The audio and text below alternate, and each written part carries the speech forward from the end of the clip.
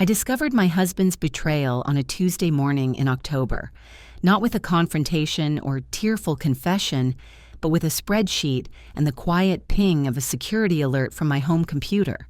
For 7 years, I, Amara Chen, had been the perfect wife to James, supporting his investment banking career while quietly building my own as Senior Vice President of Research at Helios Pharmaceuticals. I never questioned why he suddenly became so interested in my immunotherapy research, or why my stepsister Vanessa's wellness empire kept launching products that miraculously aligned with my confidential findings. That morning, staring at irrefutable digital evidence, I realized they weren't just sleeping together. They were systematically stealing my research to get rich, using my breakthrough cancer treatments to manipulate stock prices and build Vanessa's brand on stolen science. The hotel receipts, the late-night emails, the suspicious investment patterns.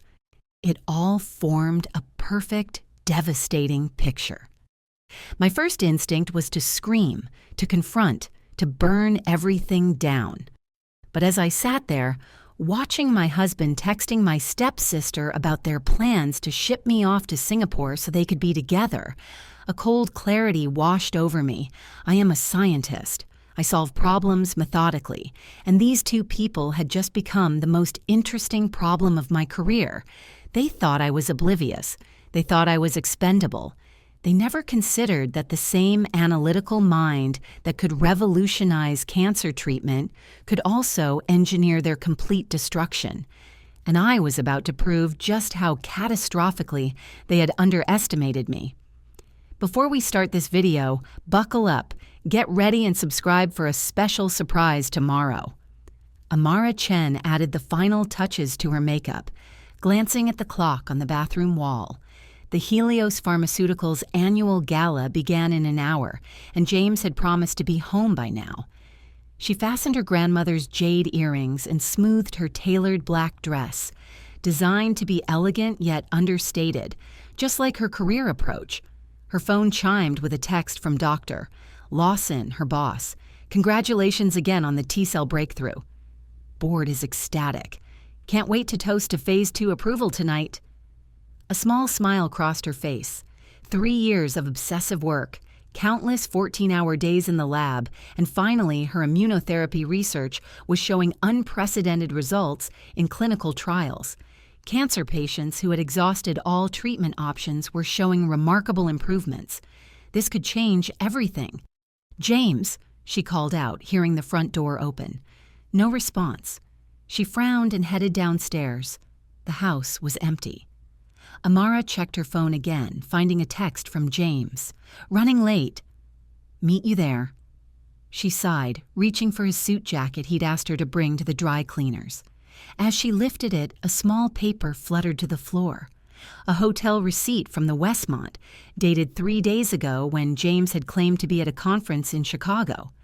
Amara stared at it, her analytical mind immediately cataloging the discrepancy. Perhaps an error? She tucked it into her purse, deciding to ask him about it later. Tonight was about her achievement. The next morning, Amara rose at 5:15 a.m. as she had every day for the past decade. While James slept, she slipped into her swimsuit and drove to the pool, cutting through the water in perfect measured strokes for exactly 45 minutes. Swimming wasn't just exercise for her, it was meditation, problem-solving, and sanctuary. By 7:30, she was at her desk at Helios, reviewing data from overnight lab tests. Her team would arrive at 9 a.m., but these quiet morning hours were when Amara did her best thinking. "Dr. Chen, those projections you sent over are incredibly promising," said Marcus from finance, stopping by her office. "Several board members are already discussing expansion opportunities." "That's premature," Amara replied, ever cautious. "We still need to complete the second phase trials."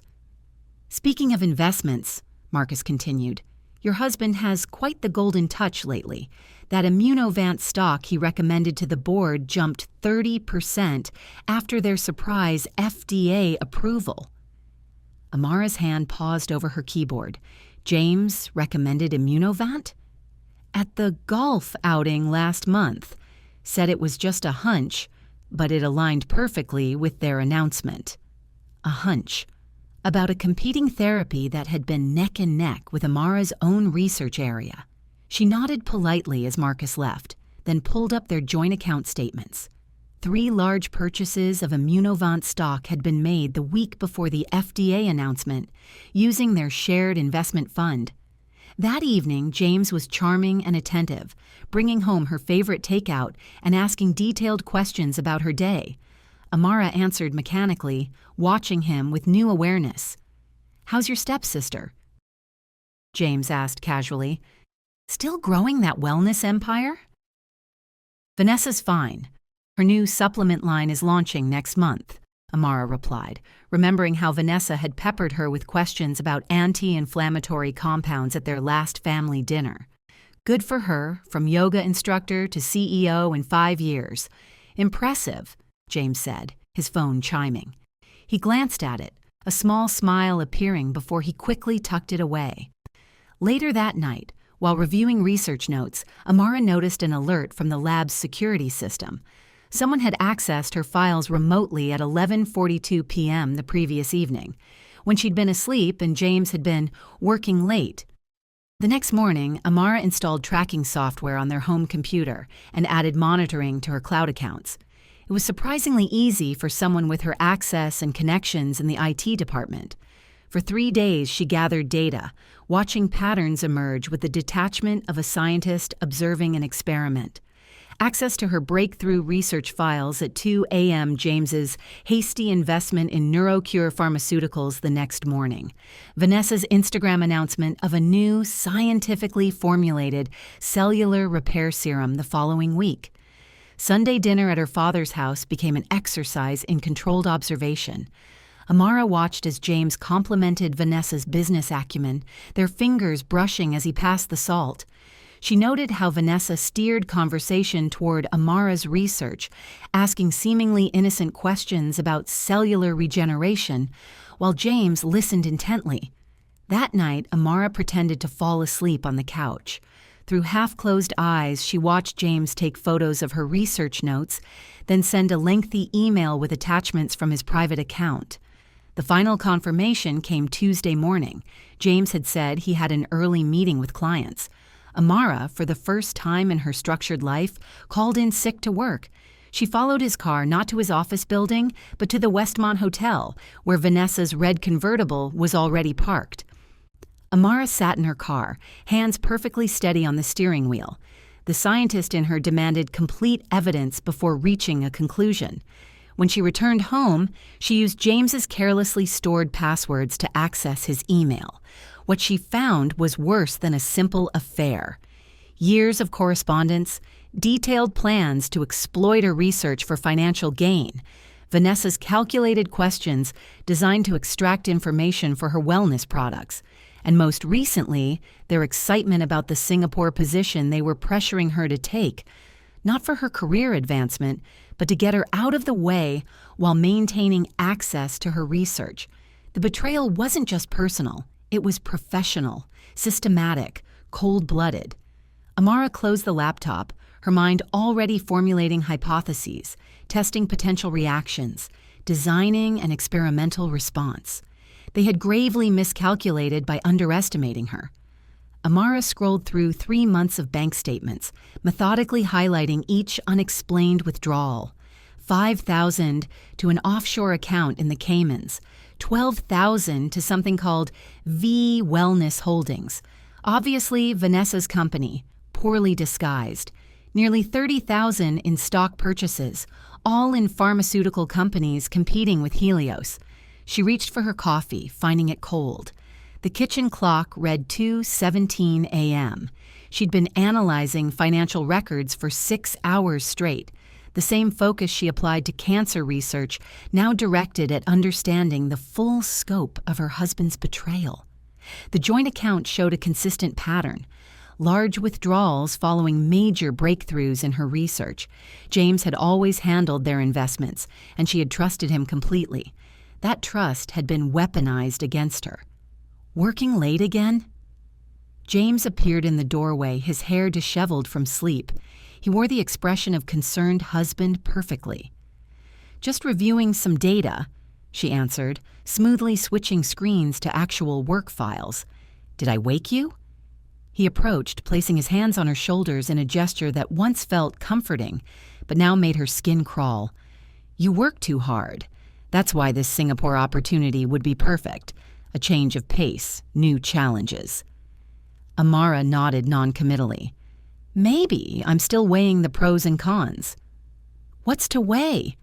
"Triple your current salary, head of global research. It's your dream job." His fingers tightened slightly on her shoulders. Her dream job would keep her thousands of miles away, while he and Vanessa continued their affair and financial exploitation. The position was real enough. Helios was expanding its Asia operations, and she was the logical choice. But now she understood their insistence.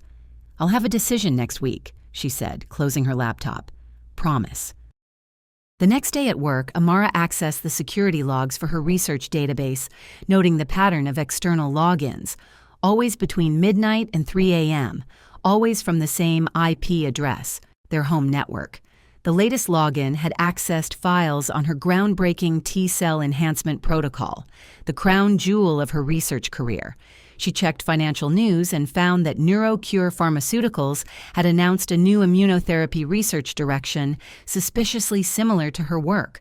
Their stock had jumped 22% yesterday.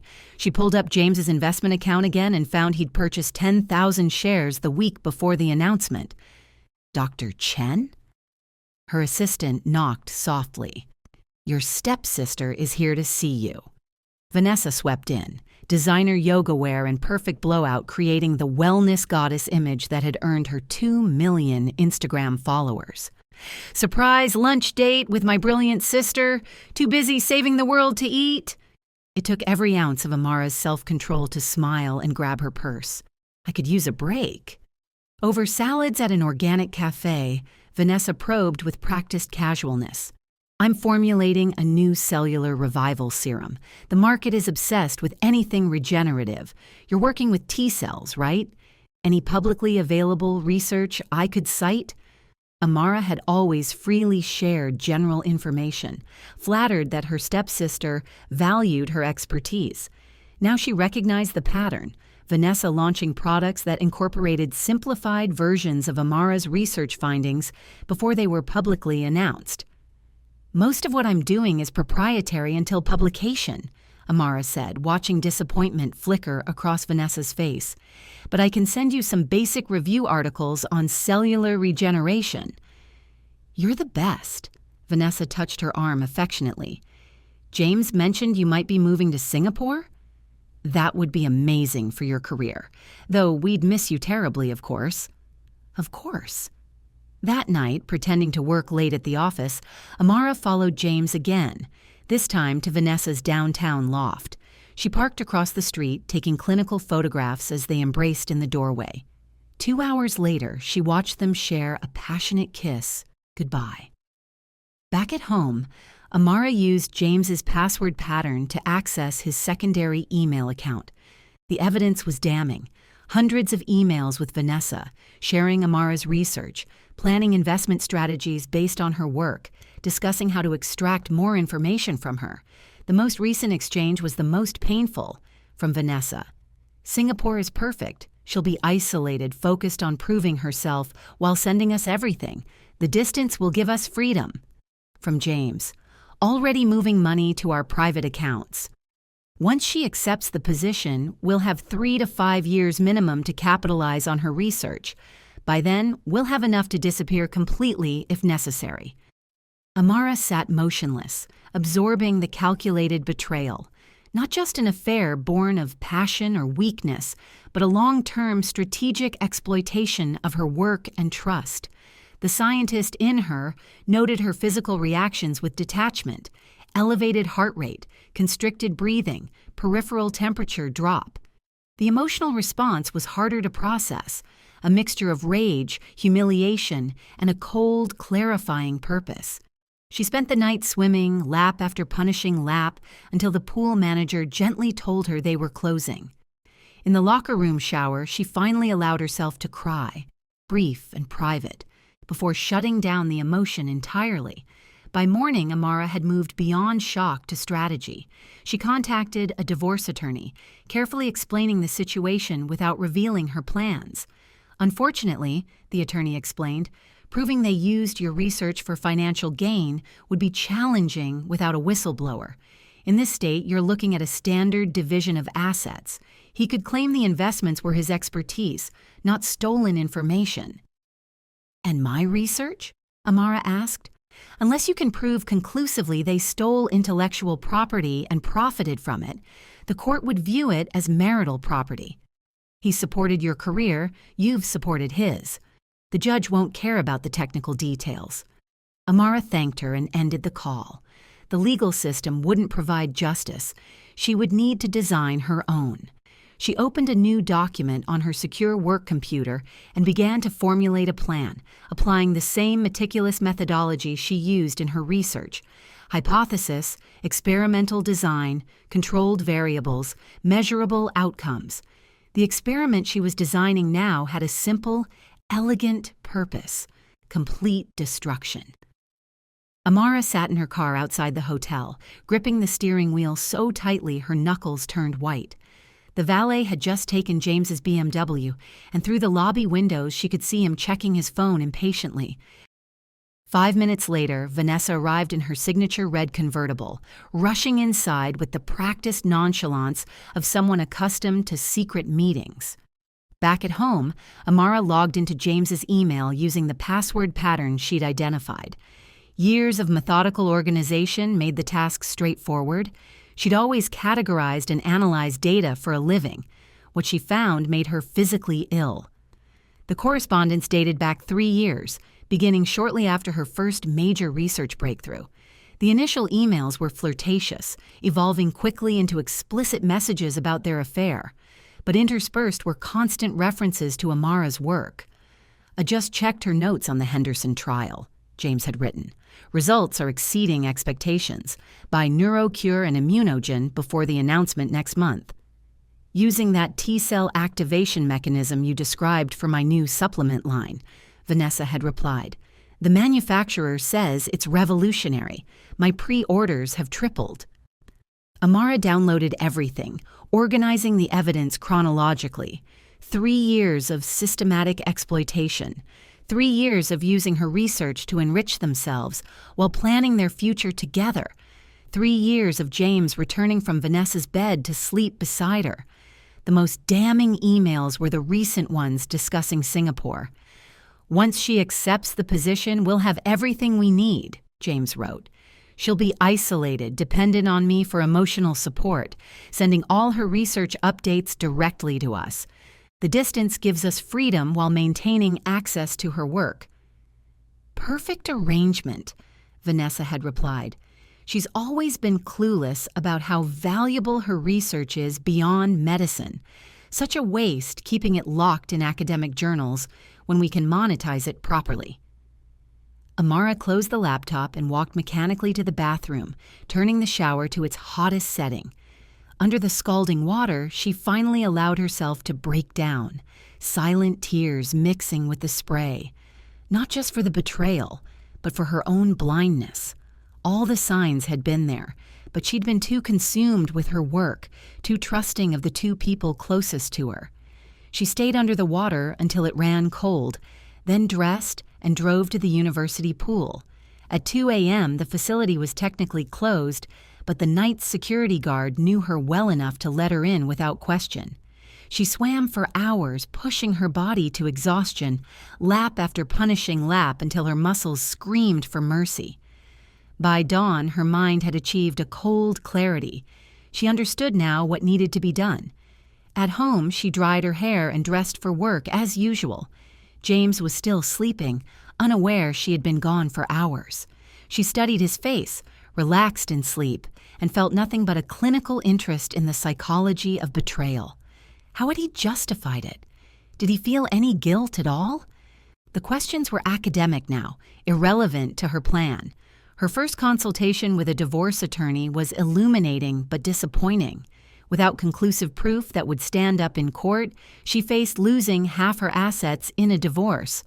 Worse, her research could be considered marital property since it was conducted during their marriage. James had been careful to position himself as supportive of her career, driving her to conferences, attending company events, showing interest in her work. The court would see a husband who had contributed to her success, not a thief who had exploited it. "What about criminal charges for insider trading?" Amara asked. "Difficult to prove without a direct confession," the attorney explained. "He could claim market insight and lucky timing. Unless you have him on record explicitly stating he's trading on non-public information, the SEC would be unlikely to pursue it. The legal system wouldn't provide justice. She would need to design her own experiment with different parameters." That evening, she opened a new document on her work computer, using the secure server that couldn't be accessed remotely.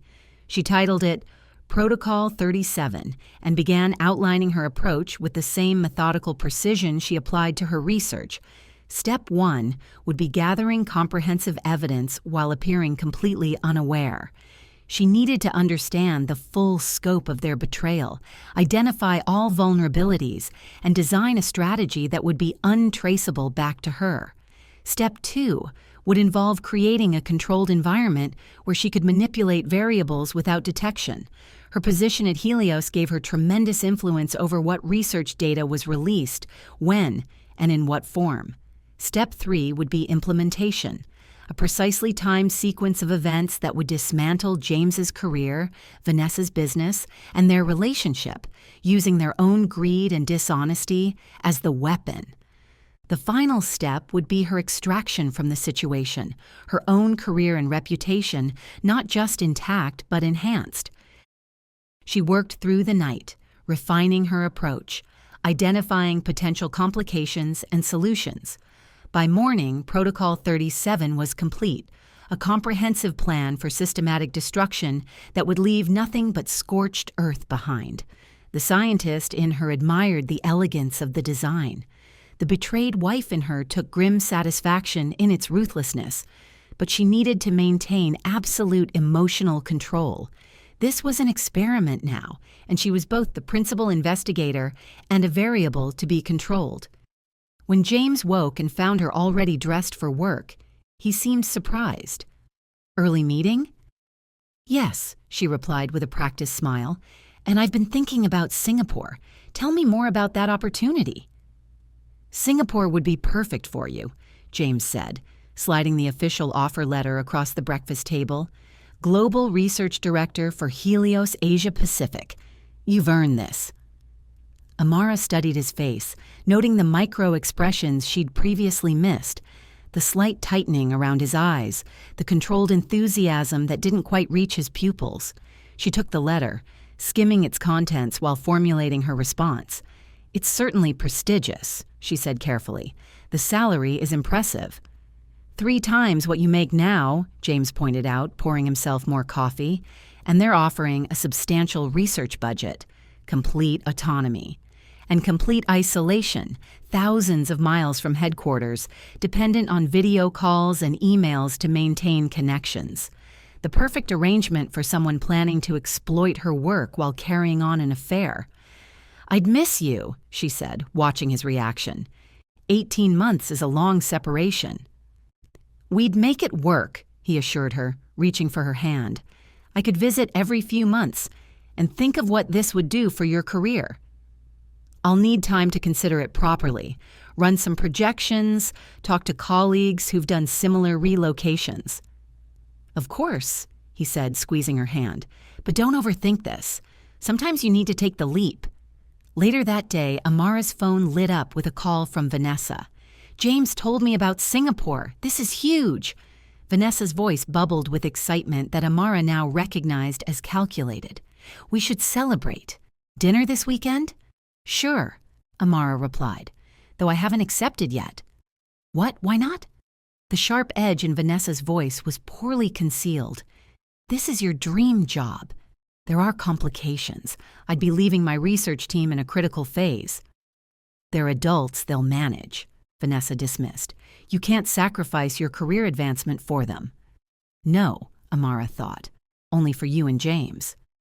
I'm considering all angles, she said mildly. Speaking of research, did that information I sent on basic cellular regeneration help with your new product line? Oh, absolutely. Though we could really use more specific guidance on activation pathways. My formulation team has questions that only someone with your expertise could answer. Amara made non-committal noises, promising to look over their questions when time permitted. After hanging up, she documented the conversation in her secure file, noting Vanessa's transparent attempts to extract more proprietary information. At work, Amara dove deeper into the security logs, tracing exactly which files had been accessed remotely. The pattern revealed specific interest in her T-cell enhancement protocols, particularly the breakthrough method she'd developed for targeting cancer cells while preserving healthy tissue. Further investigation revealed something even more disturbing. Someone had copied portions of her research and sent them to an external email address belonging to Helios's main competitor, Genesis Biotech.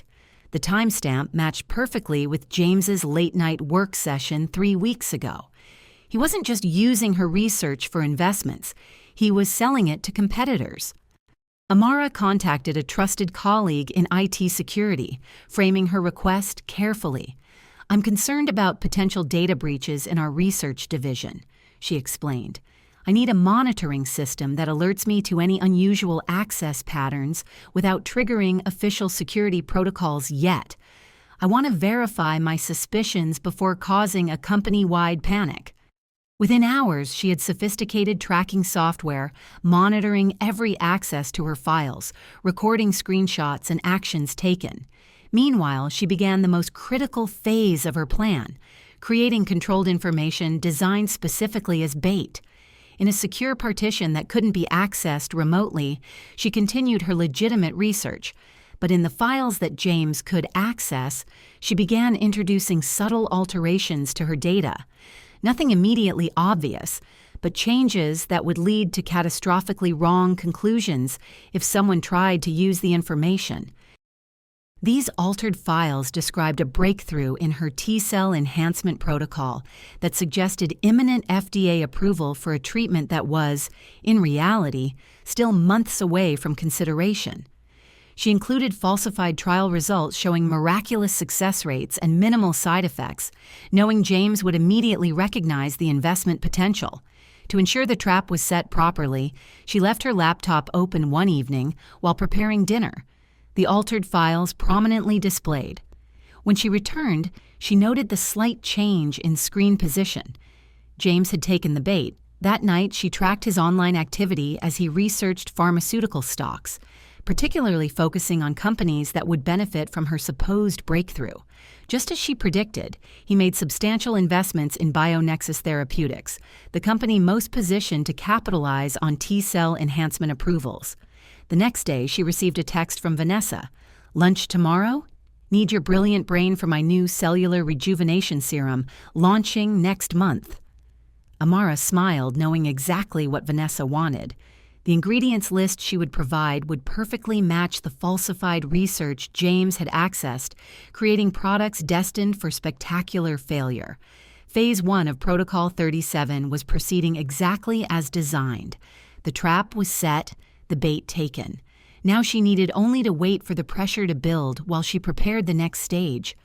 That evening, over dinner, she told James she was seriously considering the Singapore position. His poorly concealed relief confirmed everything. She signed the preliminary interest papers the next day, noting the 90-day preparation timeline before relocation. 90 days was all she needed to complete her experiment in destruction. I left the clinical trial results on my desktop, Amara said, casually extracting her earrings as she prepared for bed. Feel free to use my laptop if you need anything. I forgot to send some emails. James looked up from his phone.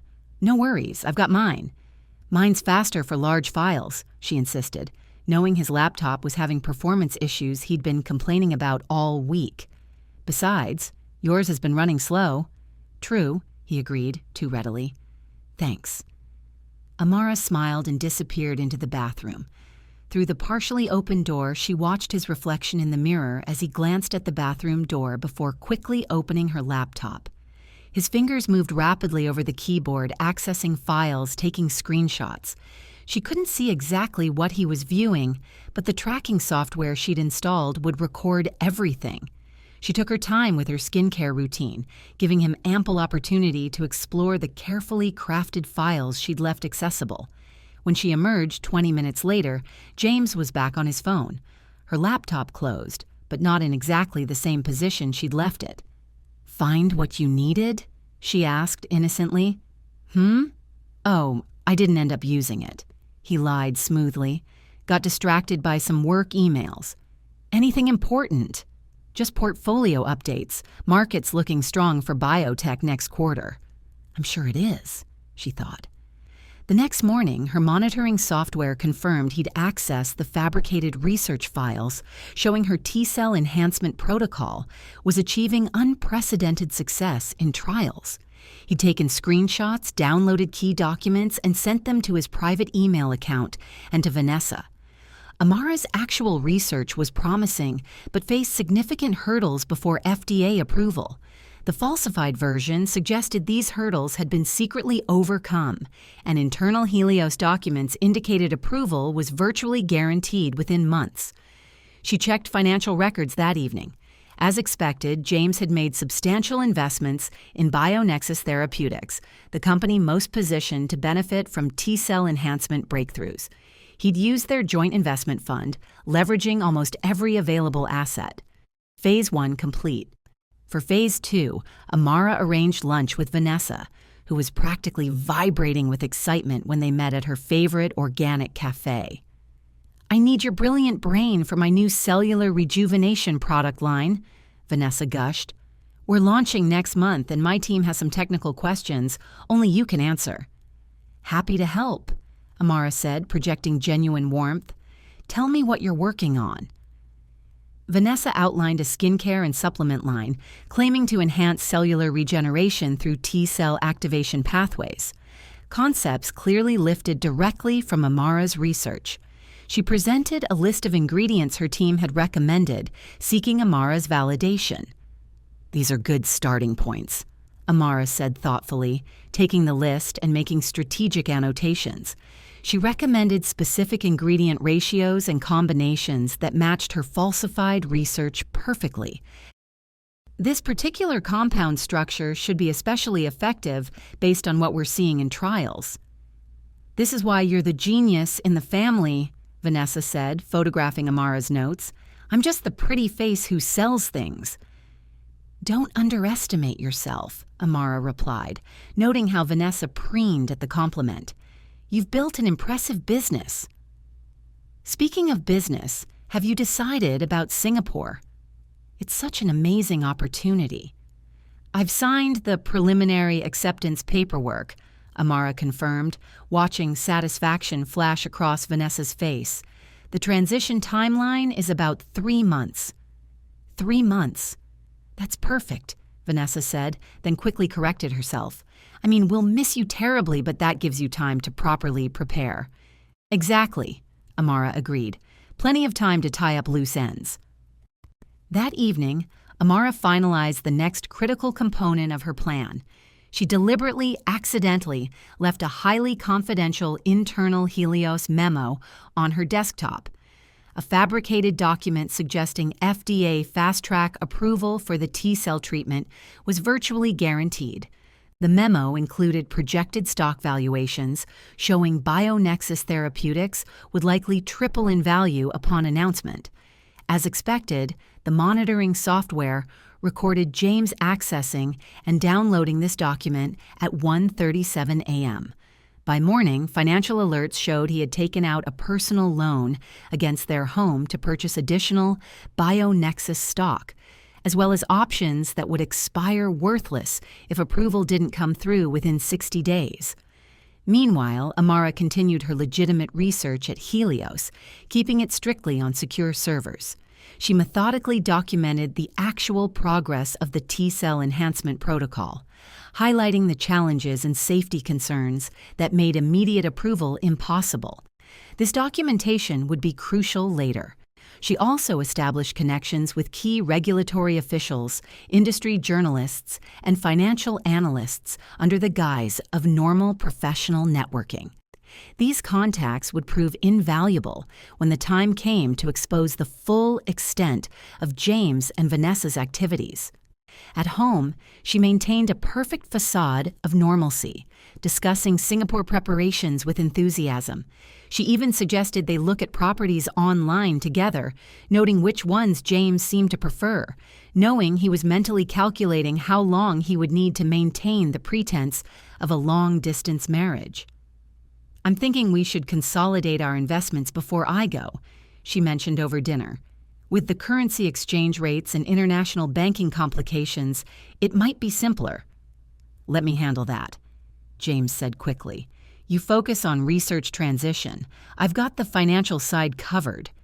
"If you're sure," she said, noting his relief. "I trust you completely with our finances." The words tasted bitter on her tongue, but she saw him relax. Everything was proceeding exactly according to protocol. The trap was set. Now she needed only to wait for the pressure to build. Vanessa called the next day with excitement. "The formulation team loves your suggestions. We're rushing production to meet our launch date. This could be our biggest product line ever." "I'm so glad," Amara replied, knowing precisely what would happen when those products hit the market. Amara was reviewing laboratory results when her phone buzzed with a news alert. BioNexus Therapeutics plunges 60% after failed FDA review. She kept her expression neutral as colleagues rushed past her office, discussing the shocking development. Her direct line rang minutes later. James, his voice tight with barely controlled panic. "Have you seen the news about BioNexus?" "Just now," she replied, infusing her voice with appropriate concern. "What happened?" "Their T-cell enhancement therapy failed safety reviews. FDA cited catastrophic immune responses in later-stage trials. The stock is in freefall." His voice cracked slightly. "I thought you said the approach was promising." "It is promising," she said truthfully, "but experimental therapies always carry risks. That's why approval processes are so rigorous." What she didn't say was that her falsified research had deliberately minimized those exact safety concerns, creating a picture of a therapy ready for approval when it was actually months away from solving critical problems. Problems she was actively working on in her legitimate research. "How much did you invest in them?" she asked, knowing exactly how much he had leveraged. A pause. "A significant position. Nothing we can't handle." Another lie. "We should discuss this tonight," she said. "I need to go. Emergency Research Division meeting." The meeting was indeed emergency, but not unexpected. The entire immunotherapy field was reeling from BioNexus's spectacular failure. Dr. Lawson, her director, turned to her immediately. "Amara, does this impact our T-cell enhancement approach? Are we vulnerable to the same issues?" "No," she said confidently, presenting the actual data from her legitimate research. "Our methodology differs significantly. We anticipated these exact immune response issues and developed specific protocols to prevent them. Our safety profile remains strong." Her colleagues looked relieved. Her reputation for meticulous research had never been more valuable. That evening, she returned home to find James surrounded by financial documents, his normally perfect appearance disheveled. "How bad is it?" she asked. "Bad," he admitted, unable to fully hide the truth. "I leveraged more than I should have on BioNexus. We're looking at significant losses." "Define significant." He hesitated. "Most of our liquid assets, and I took a loan against the house." Amara sat down slowly, feigning shock she didn't feel. "Why would you risk so much on one company?" "The research looked solid," he said, a flicker of accusation in his eyes that he quickly suppressed. "All indicators pointed to approval." "My research is exploratory, James. You know how many promising therapies fail in late stages. That's why I never recommend specific investments." But he had trusted her falsified research implicitly. never questioning why her internal notes would contradict the caution she always showed publicly. His greed had made him vulnerable. "We'll recover," he said, attempting confidence. "The market fluctuates. We still have your Singapore position. The increased salary will help us rebuild." Amara nodded thoughtfully.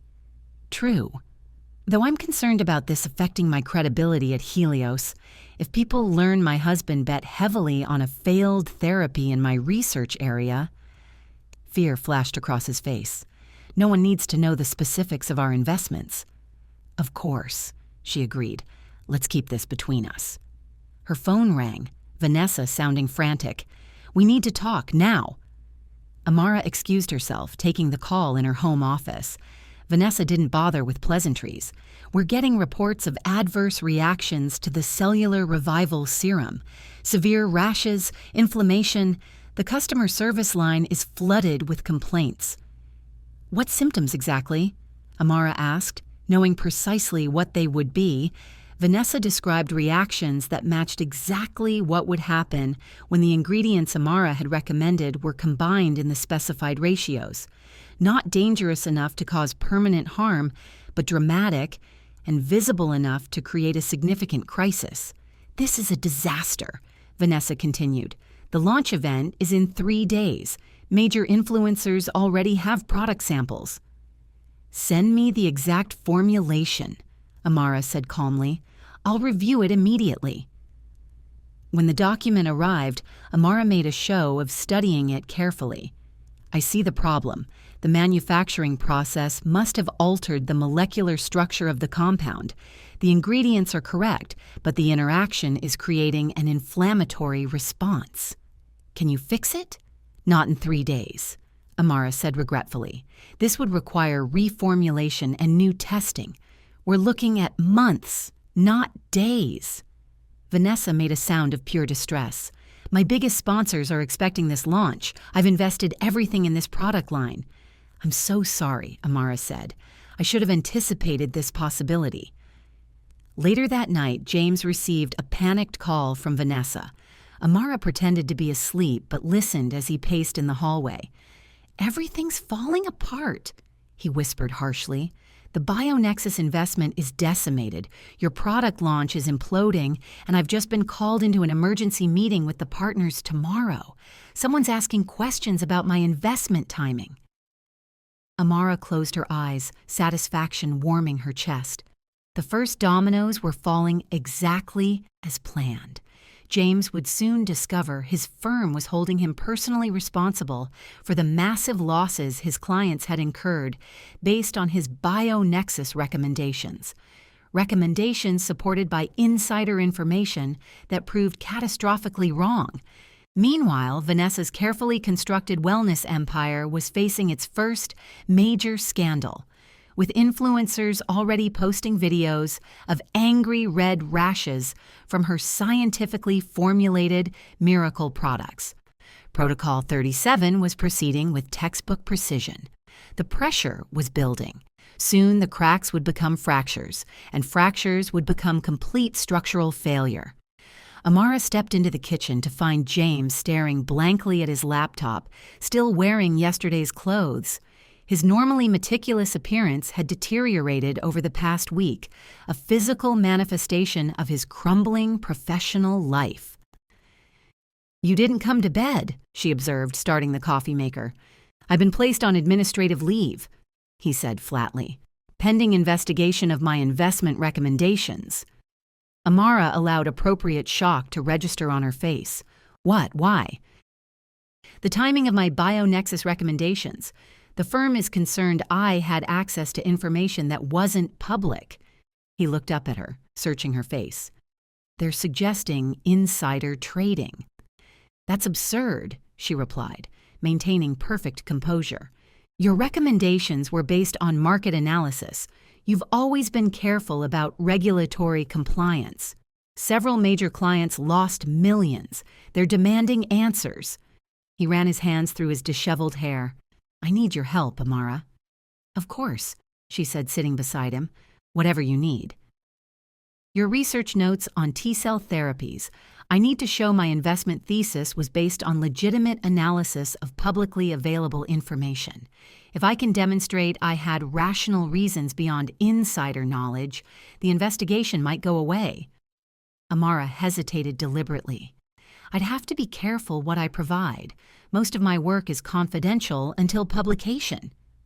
Just the general concepts, nothing proprietary, he pressed. Enough to show why BioNexus seemed promising to anyone following immunotherapy developments. Let me see what I can compile, she said. But James, why were you so heavily invested in one company? That's not like you. His expression darkened. I saw an opportunity. I was trying to secure our future. Their future. The lie hung between them, thick as smoke. Her phone chimed with a text from Vanessa. Emergency! My biggest influencer just posted about her reaction to the serum. Over 2 million views already. Need damage control now. Problem at work? James asked, noticing her expression. No, just Vanessa having a product crisis. I need to help her damage control. Amara gathered her things. I'll compile those research notes tonight. At her office, Amara methodically executed the next phase of Protocol 37. First, she crafted a carefully worded email to James with general immunotherapy concepts, deliberately omitting the key safety concerns that had doomed BioNexus. The email established a record of her providing only public information while actually being useless for his defense. Next, she drafted an anonymous tip to the Securities and Exchange Commission. The message detailed suspicious trading patterns centered around BioNexus Therapeutics, noting correlations between trade timing and non-public research developments. She included just enough specific information to trigger an investigation without revealing her identity. She then turned to Vanessa's crisis. The wellness influencer's followers were already posting hundreds of reaction photos to her scientifically formulated cellular rejuvenation serum. Vanessa Venom Serum was trending on multiple platforms. Amara called her stepsister, who answered on the first ring. Please tell me you have a solution, Vanessa begged, her voice raw with panic. I'm working on it, Amara assured her. But we need to be strategic. First, you should issue a recall statement. A recall? That would destroy the brand. Temporary damage control is better than permanent reputation destruction, Amara countered. I'll help draft a statement emphasizing your commitment to customer safety. We'll position it as a responsible action, not an admission of failure. Vanessa reluctantly agreed. Amara crafted a carefully worded statement that appeared supportive, while subtly emphasizing that the formulation had followed expert scientific guidance and met all standard testing protocols. The subtle implication that the products had been properly vetted would come back to haunt Vanessa when journalists inevitably investigated further. That evening, Amara met James at an upscale restaurant, his suggestion for a much-needed break from stress.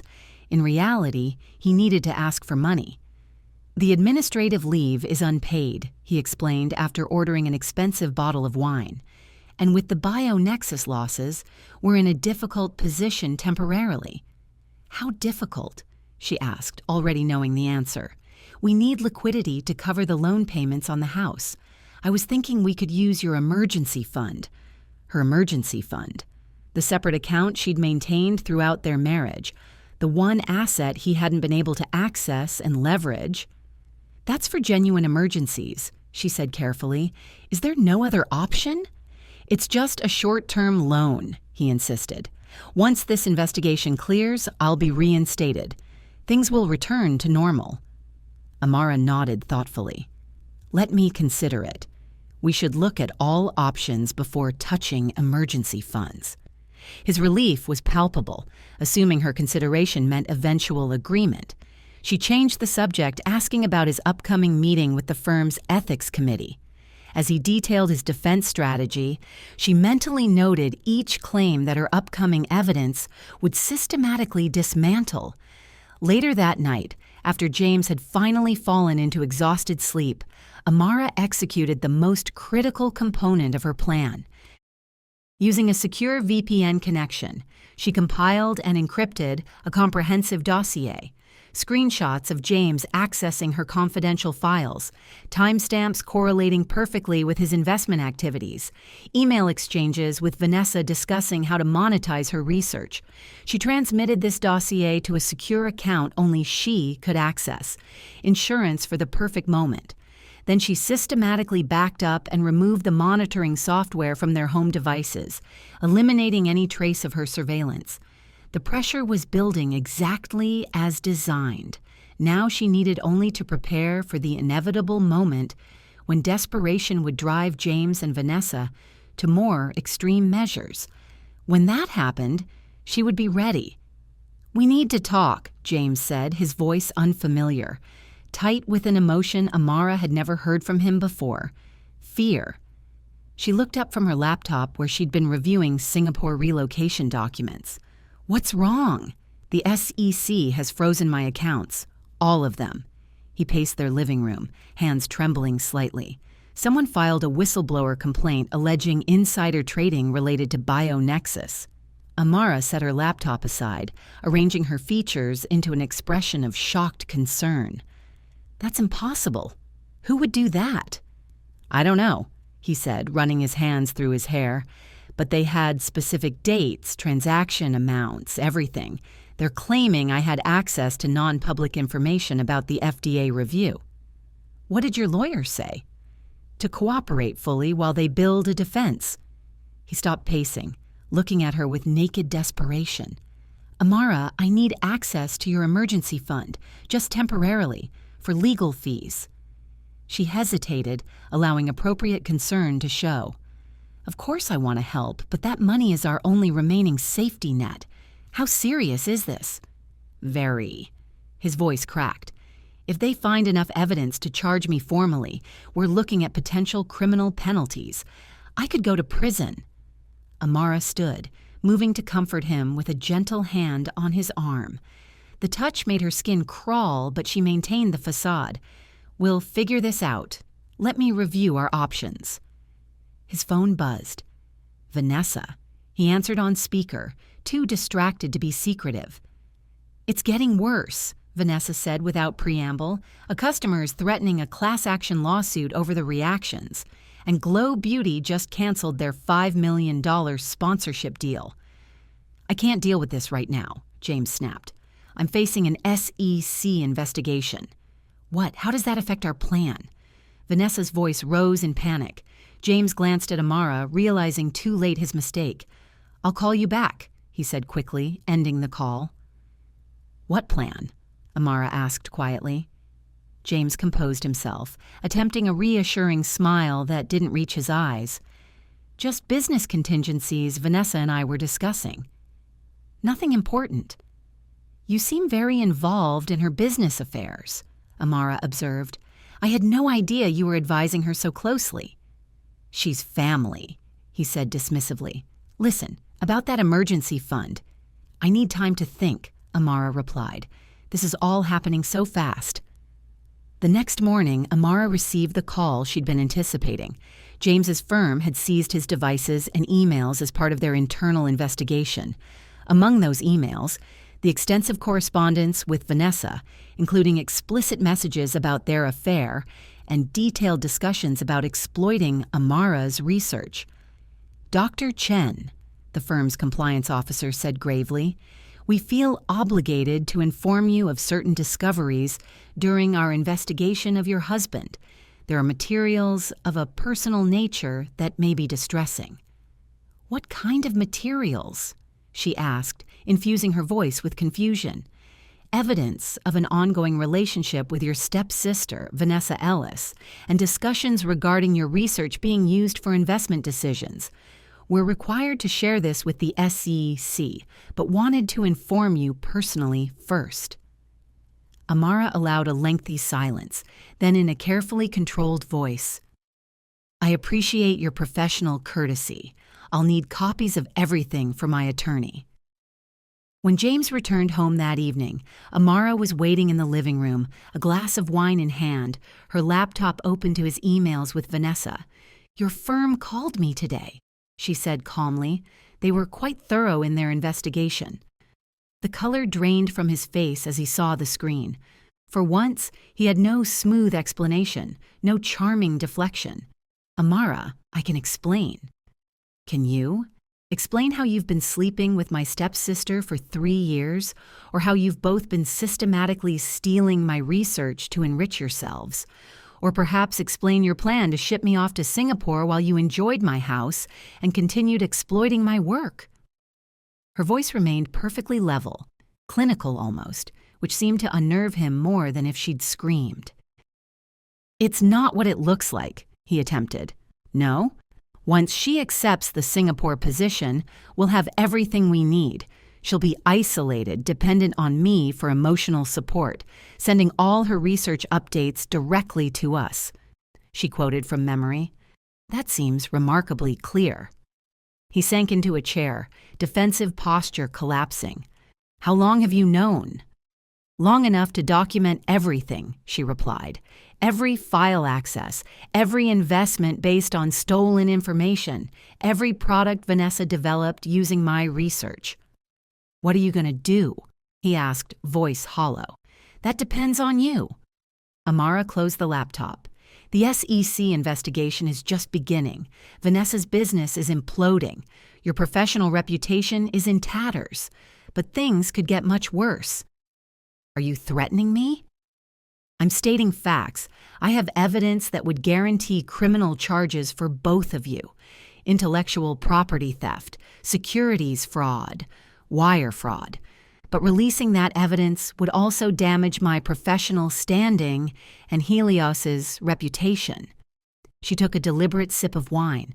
So we have a decision to make, a negotiated settlement that allows you both to salvage something from this disaster or mutual destruction. What do you want? He asked, defeated. Everything, she replied simply. The house, all remaining assets, and a clean, quick divorce with a confidentiality agreement. You walk away with your freedom and nothing else. His phone rang. Vanessa again. Amara gestured for him to answer. James? They're seizing my company accounts. Vanessa's voice was shrill with panic. Someone sent the FDA documentation showing we knowingly used unverified ingredients. What's happening? Amara knows, he said flatly, about everything. The silence on the other end was deafening. Vanessa, Amara called clearly, you should join us. We have important matters to discuss regarding your future. Vanessa arrived at the house 40 minutes later, her normally perfect appearance disheveled, eyes red-rimmed from crying.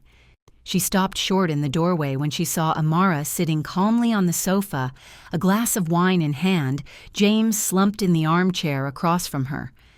What have you done? Vanessa demanded, her voice breaking. Me? Amara raised an eyebrow. I'm not the one who stole proprietary research, committed securities fraud, or launched products based on falsified science. This is insane. You're twisting everything. Vanessa took a step forward, her designer purse clutched like a shield. We were just trying to help each other succeed. By sleeping with my husband and stealing my research? Amara's tone remained clinical, detached. An interesting definition of help. It just happened, Vanessa said, glancing at James for support. He remained silent, eyes fixed on the floor. We never meant to hurt you. And yet you plan to isolate me in Singapore while continuing your affair in my home and exploiting my work for profit. Amara opened her laptop, turning the screen to display their email exchanges. Your intentions seem quite clear. Vanessa paled as she recognized the messages. How did you get those? The better question is who else has them, Amara replied. James's firm has copies. The SEC is reviewing them, and I have comprehensive documentation of every file access, every stolen piece of research, every product formulation derived from my work. You'll destroy us all, James finally spoke, including yourself, your reputation, your standing at Helios. Perhaps, Amara acknowledged, which is why I'm offering an alternative. She outlined her terms with precision. a quiet, uncontested divorce, complete financial separation with all assets transferred to her. Vanessa would issue a public statement taking full responsibility for the product failures, citing manufacturing errors rather than formulation problems. Both would sign binding confidentiality agreements never to disclose the full story. In return, I withhold the most damaging evidence from authorities. You both walk away with your freedom and the opportunity to rebuild elsewhere. That's extortion, Vanessa said weakly. Number. That's mercy, Amara corrected. The alternative is, I release everything. Securities fraud typically carries 7 to 10 years in federal prison. Intellectual property theft in this context would likely add several more. You're bluffing, Vanessa challenged. Releasing everything would harm your career too. Would it?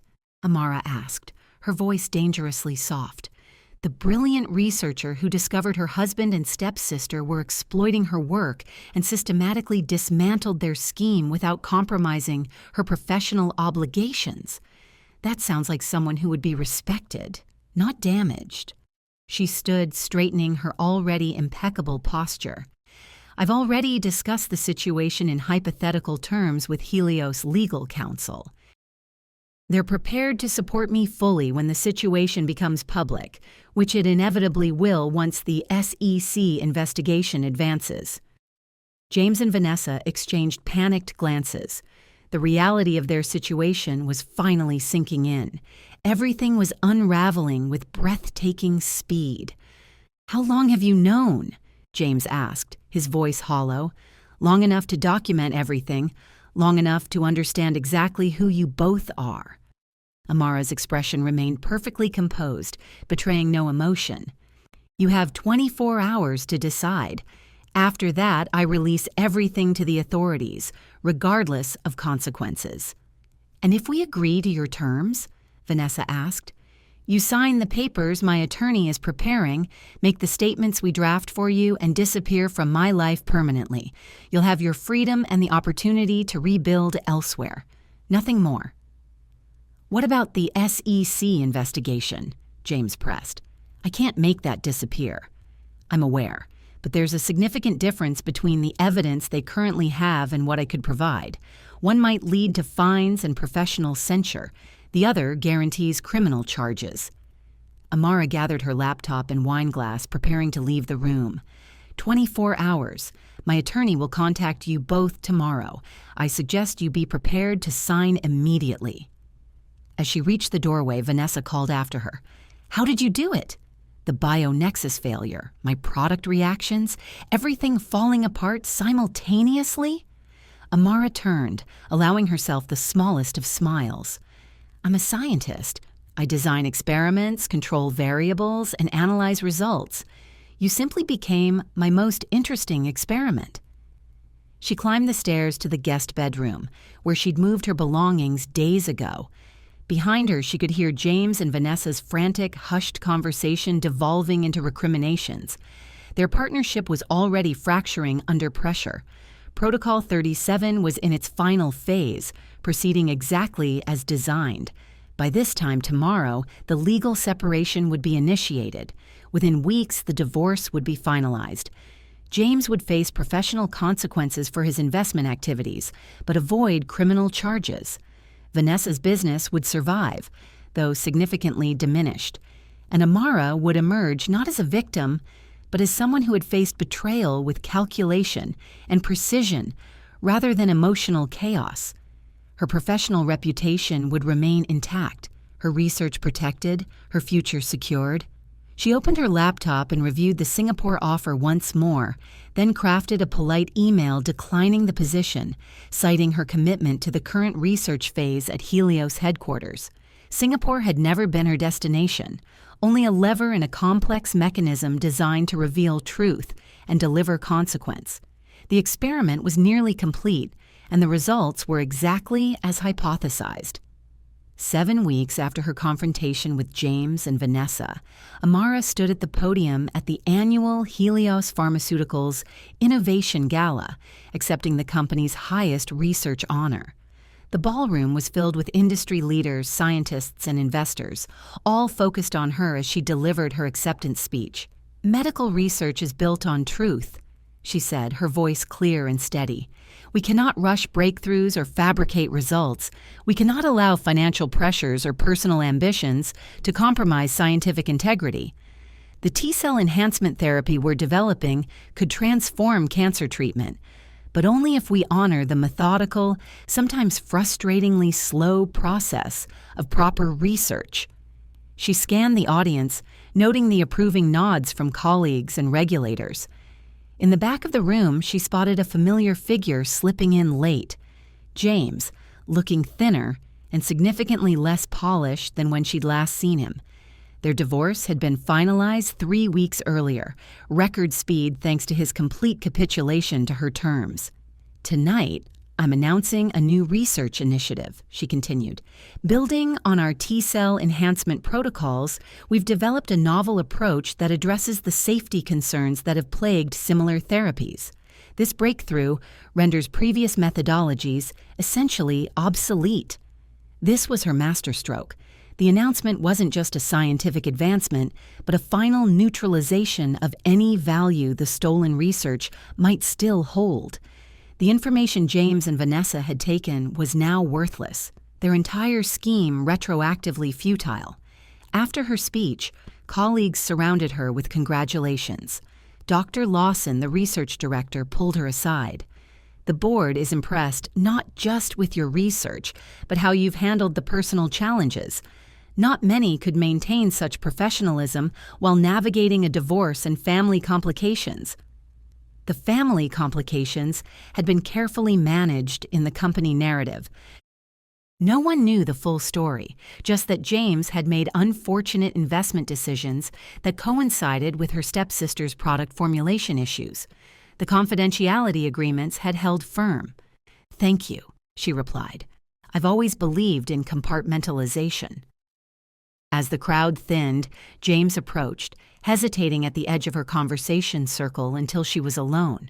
He looked defeated, the confident investment banker replaced by someone bearing the weight of professional disgrace. "Congratulations on the award," he said, his attempt at his old charm falling flat. "Your research sounds groundbreaking." "It is," she confirmed without elaboration. "I wanted to tell you I'm leaving the country. A position opened in Dubai. Fresh start." Of course he had found something. Men like James always did, though this position would surely be several steps down from his former status. The negotiated settlement had spared him criminal charges, but his reputation in financial circles was irreparably damaged. "I wish you well," she said, meaning it in the abstract way one wishes a scientific specimen well after studying it. "Vanessa asked me to tell you she's sorry. For everything." He shifted uncomfortably. "Her product line relaunch is struggling. The market doesn't forget reactions like that." "No, it doesn't." Amara took a deliberate sip of champagne. Trust, once broken, is nearly impossible to restore, a fundamental principle that applies across disciplines. He flinched slightly at the pointed observation. "For what it's worth, I regret how things turned out." "Regret is an interesting emotion," she replied. "It's rarely about the action itself, more often about the consequences. You regret being caught, not what you did."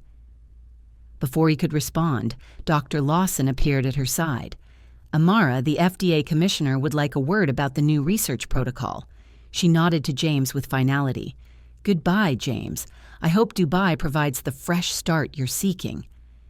As she walked away, she felt nothing but a clinical satisfaction. The experiment had run its course, the results documented, the conclusions clear. Protocol 37 had been executed with precision. Later that evening, she was approached by the CEO of Genesis Biotech, Helios's primary competitor. "Dr. Chen, your work is remarkable. We've been following your T-cell enhancement research with great interest. I understand you declined the Singapore position, but perhaps you might consider other opportunities." She smiled politely. "I'm committed to seeing this research through at Helios. but I appreciate scientific interest from colleagues when it's expressed through proper channels. The subtle emphasis wasn't lost on him. Genesis had been the recipient of some of her stolen research, though they hadn't known its provenance. The company had since implemented stricter protocols for accepting external information. As the gala wound down, Amara stepped outside onto the terrace, taking a moment of solitude. She had maintained perfect composure throughout the evening, just as she had throughout the entire ordeal. The cool night air felt like permission to finally exhale fully. Her phone chimed with a message from her attorney, confirming the final transfer of assets was complete. The house was officially hers alone. James's remaining investment accounts had been liquidated and transferred to her name. The financial aspects of Protocol 37 were now complete. She looked up at the stars, feeling a sense of closure but not triumph. There was no joy in the destruction she had engineered, only the satisfaction of a precisely executed plan. Justice had been served, her research protected, her future secured. The experiment was complete. Tomorrow morning she would swim her usual 45 laps, arrive at the lab by 7:30, and continue her work on a treatment that might someday save countless lives. That was the true victory, not the punishment she had delivered to those who betrayed her. Science, not vengeance, remained her purpose. But she would not deny herself this moment of quiet acknowledgement. She had been underestimated, betrayed by those closest to her, and responded not with emotional chaos but with calculated precision. The cold clarity she had always brought to her research had served her perfectly in this most personal of experiments. 1 year later, Amara stood in the empty living room of the house she had once shared with James. The furniture was gone, the walls freshly painted a clean white, erasing any trace of the life that had existed here. The real estate agent had called that morning with news that the closing was complete. Another item checked off her list. She walked through each room one final time, a methodical inspection rather than a sentimental journey. In the home office, she paused at the spot where she had first discovered James accessing her research files. In the kitchen, where she had overheard his late-night conversations with Vanessa. In the master bedroom, where she had slept beside a stranger for years without knowing it. The house had served its purpose in her experiment, a controlled environment where betrayal had been identified, documented, and ultimately addressed. Now it was simply an asset converted to capital, fuel for her new beginning. Her phone rang with a familiar tone. Dr. Lawson, now her former research director. "The board just unanimously approved your appointment," he said without preamble. "Congratulations, Director Chen. The Advanced Immunotherapy Division is officially yours." "Thank you," she replied, her voice echoing slightly in the empty house. "I look forward to building the team." "They're lucky to have you. Your T-cell enhancement therapy results are revolutionary. The FDA fast-track approval took everyone by surprise. Everyone except Amara. She had always known the research was sound, the breakthrough legitimate. It had simply required patience, discipline, and proper methodology, qualities her husband and stepsister had notably lacked. "When do you move into your new place?" Lawson asked. "Tomorrow. The penthouse is ready." She had purchased a sleek urban apartment in the city center, walking distance to Helios headquarters. No yard to maintain, no memories to avoid, no reminders of betrayal in every room. After hanging up, Amara checked her watch and gathered her purse. One final stop before leaving this chapter of her life behind completely. The university pool was quiet at this hour, just after the morning rush, but before the lunchtime crowd. She changed quickly and slipped into the water, the familiar embrace of chlorine and silence welcoming her. Her strokes were powerful and measured, each one identical to the last. Swimming had once been her escape, her way of processing the unprocessable. Now it was simply celebration of her strength, physical and otherwise. 45 minutes later, she emerged refreshed and centered. As she dressed, her phone lit up with a news notification. a financial wire service reporting that James Carson, formerly of Bradford Investment Group, had been barred by the Securities and Exchange Commission from working in financial services for 10 years following settlement of an insider trading investigation. Another notification followed immediately, an industry blog reporting that VEE Wellness, Vanessa Ellis's company, had filed for bankruptcy protection following failed attempts to rebuild after last year's product safety scandal. Amara absorbed the information without emotion. Their outcomes were predictable consequences of their actions, nothing more. She had ensured they avoided criminal charges, as promised in their agreement. What they did with that limited mercy was their own responsibility. In her car, she found a small envelope tucked under the windshield wiper. Inside was a jade earring, one of the pair that had belonged to her grandmother. She had noticed it missing months ago but assumed it was lost in the chaos of separation. A small note accompanied it. "Found this while packing. It should stay with you. I'm sorry for everything. V." Amara studied the earring, the simple gesture of return from her stepsister. Not forgiveness sought or granted, just a small acknowledgement between them. She placed it carefully in her purse and drove away without looking back. That evening, she stood on the balcony of her new penthouse, watching the city lights emerge as dusk settled. Her phone rang again, this time with news she had been anticipating for months.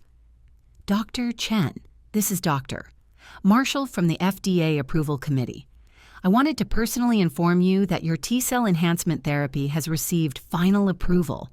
Congratulations on a remarkable achievement." "Thank you," she said simply.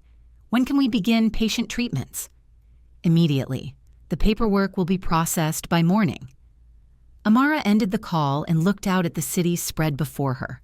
Somewhere out there were cancer patients who had exhausted all other options, for whom her research would now offer new hope.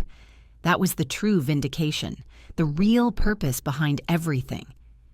She opened her laptop and navigated to a folder labeled Protocol 37. Inside were all the monitoring records, screenshots, and evidence she had compiled during her investigation of James and Vanessa. She had kept it securely stored, insurance against any potential breach of their agreement. Now, with her research approved, her position secured, and their consequences fully realized, the folder served no further purpose. She selected it and pressed delete, watching as the computer requested confirmation. With a single keystroke, she erased the digital record of her most personal experiment. The deletion was symbolic rather than practical. Multiple backups existed in secure locations, accessible if ever needed. But the gesture marked her final release from that chapter. The experiment was complete, the results documented, the conclusions clear. Tomorrow morning she would swim her usual 45 laps. She would arrive at her new office as director of the Advanced Immunotherapy Division. She would begin assembling the team that would bring her breakthrough treatment to patients around the world. She was Dr. Amara Chen, not defined by betrayal or revenge, but by the precision, discipline, and clarity that had always been her true nature. The same analytical mind that had systematically dismantled her husband and stepsister's scheme would now focus fully on saving lives. That was the future she had engineered for herself, one calculated step at a time.